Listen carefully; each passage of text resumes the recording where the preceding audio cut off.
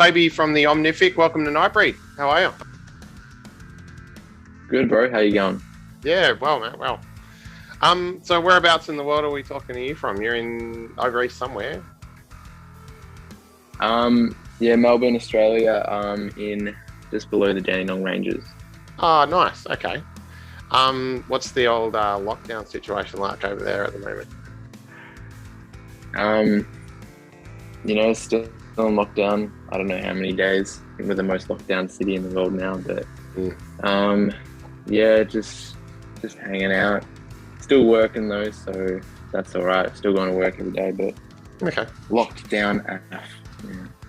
Yeah, sure. So I guess my first question's got to be, how does a bass player with two players play? I'll say that again. How does a band with two bass players and a drummer happen? Like, how did it start? It happens a little bit spontaneously. Me and Matt just kind of knew each other, and we were just doing another project together, and then we kind of realized we had similar motivations to what we wanted to do musically, and where we wanted to take, our musical career per se. And we were both 18 and 19 at the time, I think. And yeah, we just found that we had that motivation, and was just like, what if we started a band? Or what if we just made a song? Really, that was the original conversation that happened. That was like a 10-second conversation, and then Matt put together a little track, and we're like, okay, I suppose that might work. Let's record it. And then it kind of did. And then because we had that same motivation and inspiration to do music, here we are now, 5.5 years later, still going. Yeah, with this idea. It's cool. How does songwriting work? Like, is it born out of jams, or are some of you coming in with sort of prearranged, pieces?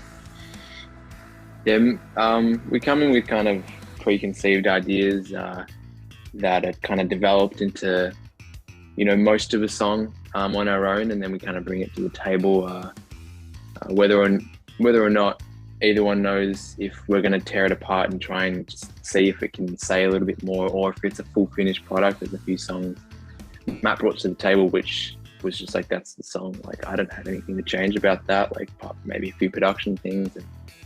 And there's other songs which we tore apart, and there's songs, same idea for me.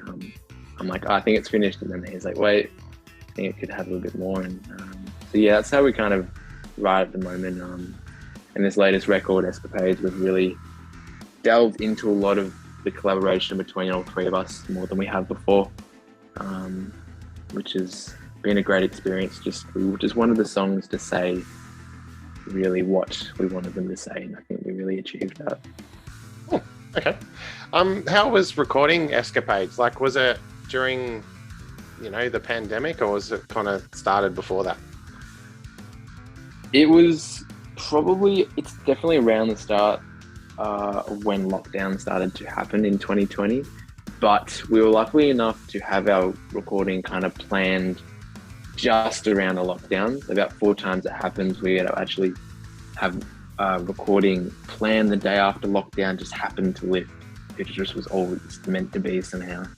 Happened about 4 times in 2020. So and we self-engineered the whole record. I edited and recorded it all, including the drums and all that. So that's how it all went down, and just many hours of perfecting every little bit like that at Matt's house, recording all that, and yeah, getting Adam to mix it. And yeah, took quite a while to get it just right. But yeah, that's how it happened.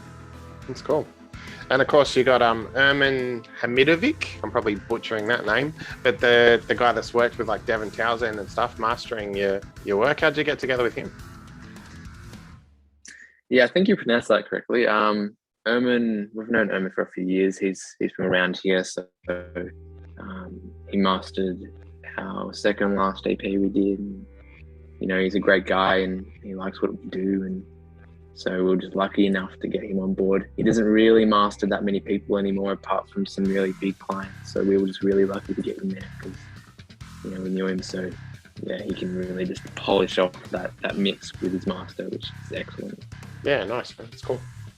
In the mix, I can almost hear keys. Like, is that keys or is that some kind of like harmonics or the bass through a pedal or something like that ringing through?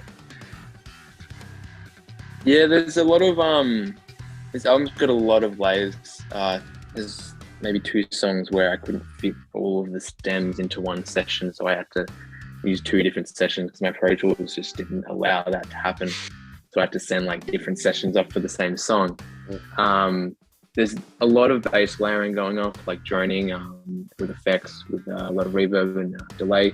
But there's a lot of synth work going on as well, whether that be specifically like electronic kind of synth work or more orchestral kind of stuff. Yeah, that's all kind of put into the production as we kind of see it, as we're kind of writing the songs, recording the songs. And then it's all put together in the final product and make sure it feels like one thing. Oh, okay. And what about influences? Like, are there any musicians or albums that the 3 of you really collectively dig? We all have our own little inspirations of and influences within ourselves, as any band would. But ours spreads from all the way from our city to like Cannibal Corpse, and I'm talking about pure love of our city and then a pure love of Cannibal Corpse. Like, not just hey, I listen to this, like absolutely understanding it and appreciating both sides of that throughout all 3 of us. So, I mean, yeah, I can't really name any. I think the inspiration comes from each of us kind of delving into those little pockets of what we like about music and that coming together as, as the band and as the songs. Yeah, cool. Have you been able to play shows like before, lockdown and everything? Were you guys playing live? Yeah, before lockdown. Yeah, absolutely. Our last tour we did was with Between the Bird and Me, and that was probably the week before the world got locked down. So we kind of pushed it all the way up until that point. And then this coming summer, in January, we're doing an Uncaged festival run in Sydney, Brisbane, Melbourne, and that'll be our first shows back. And that's super exciting. I haven't played festivals before. And yeah, I think it's fun putting our music in front of festival goers. It's a bit different.